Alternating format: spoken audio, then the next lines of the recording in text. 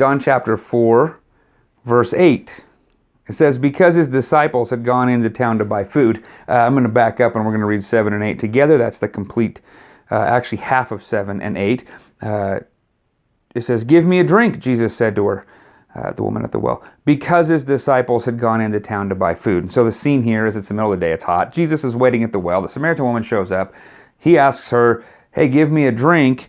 And now we find out that it's just him and her. Because the disciples had all gone into town. They're taking care of Jesus.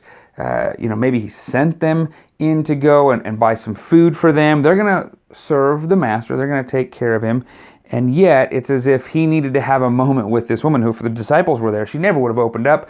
We're going to see how this whole thing plays out. Also, something worth thinking about. Now, what I'm about to say, I'm not saying we should not have important boundaries to stay above reproach when it comes to engaging with the opposite sex and dealing with what that looks like. But here's Jesus all by himself, and his disciples are gone, and here's a woman who showed up at the well.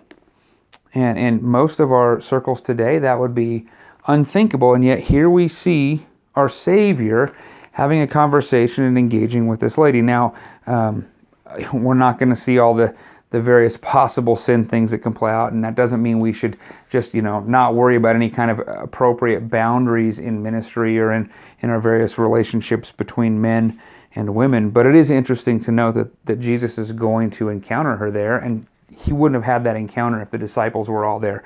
It seems that she was going out there not to be seen, to be away from people, to not deal with getting her water when all the rest of the community and their prying eyes would look into her maybe somewhat less than reputable behavior in her life. Very interesting encounter, and it's all because the disciples went to go get food for them.